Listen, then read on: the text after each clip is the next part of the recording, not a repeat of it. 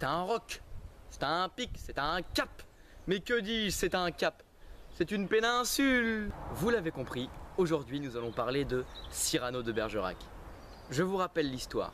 Cyrano est un poète avec des dons d'écrivain, mais aussi un très bon adversaire en escrime. Seul problème, son nez. Bien que cela l'handicape, c'est un personnage bourré d'autodérision, comme nous allons le voir dans la tirade des nez que je vais vous expliquer tout à l'heure. Cyrano est secrètement amoureux de Roxane, sa cousine.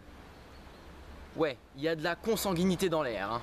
La première apparition de Cyrano n'est pas des plus discrètes, car il provoque un marquis en duel verbal qui, comme par hasard, était en train de draguer Roxane.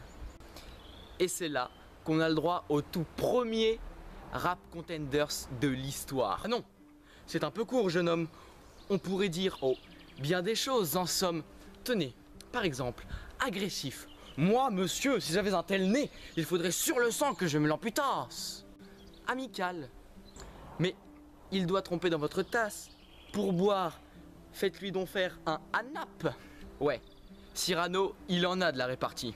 Puis, il continue avec ses punchlines jusqu'au moment final. Voilà ce que mon cher vous m'auriez dit si vous aviez un peu de lettres et d'esprit, mais l'esprit, oh, le plus lamentable des êtres, vous n'en usez jamais un atome.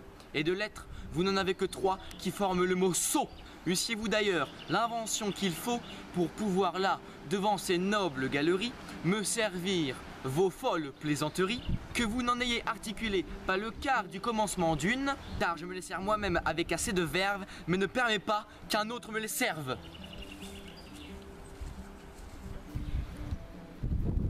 Po, po, po. Punchline! Sérieusement? Tu veux répondre quoi après ça? Bon, forcément Roxane, impressionnée, lui propose un rendez-vous. Notre petit Cyrano, tout content, va au rendez-vous que Roxane lui a proposé. Et là, il apprend qu'elle est folle amoureuse de Christian de Neuvillette.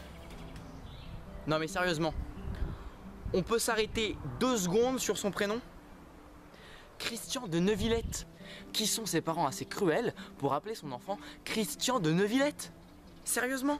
Les mecs, il a dû se faire taper à l'école. Christian de Neuvillette. Prénom de merde par excellence quoi. Cyrano apprend que Christian fait partie de la même compagnie dont notre héros est le second. Roxane demande donc à Cyrano de prendre Christian sous son aile. Il va évidemment accepter désespérément. Par contre sérieux, plus friend zone que ça, tu meurs. C'est même pas de la friend zone, c'est de la family zone. C'est sa cousine, je vous rappelle, hein. Par contre, j'ai vraiment du mal avec Christian. Alors ce sera plus Christian, mais ce sera Cricri. Cricri... De toute façon, rien n'est pire que Christian, alors Cricri...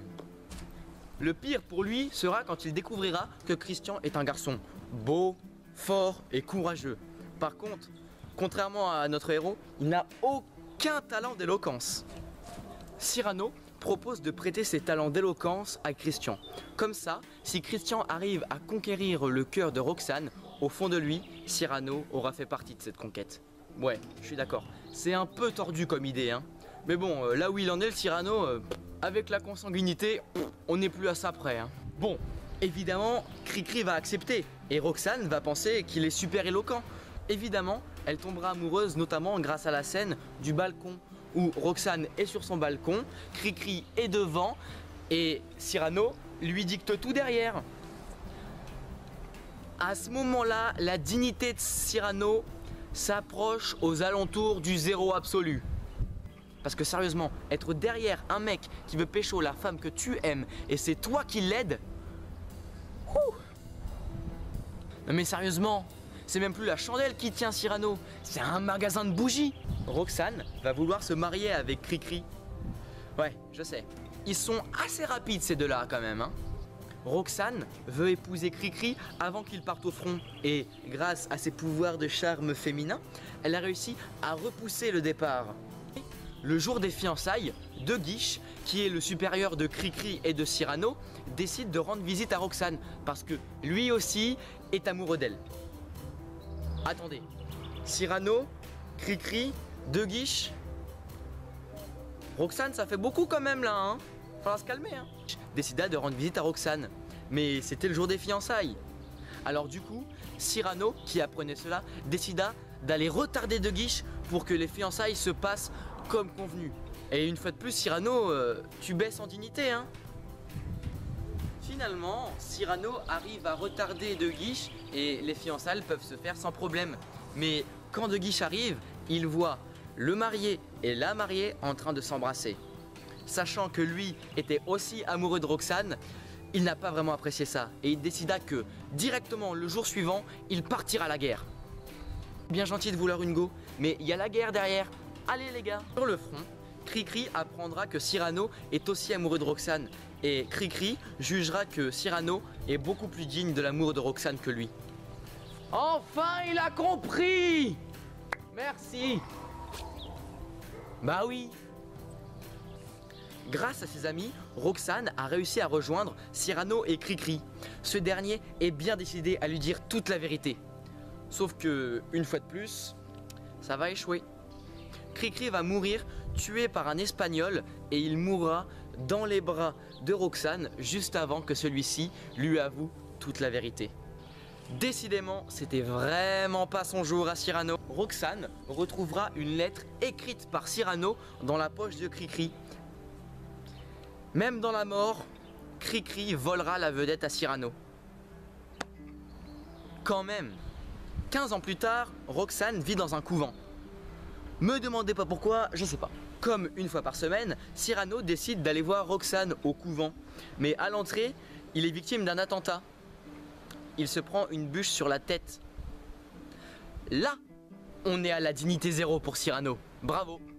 On peut l'applaudir, je pense. Il perdra beaucoup de sang, mais il décide quand même d'aller rendre visite à Roxane. Et c'est là que Roxane va découvrir toute la vérité sur le duo de Cyrano et de Cricri. Et c'est peut-être là qu'elle se rend compte que son mec, il valait peut-être pas le coup de rester 15 ans à s'ennuyer dans un couvent, hein. T'as peut-être perdu 15 ans de ta vie pour un mec qui t'a menti. Eh ouais Roxane. L'histoire de Cyrano de Bergerac se terminera par sa mort.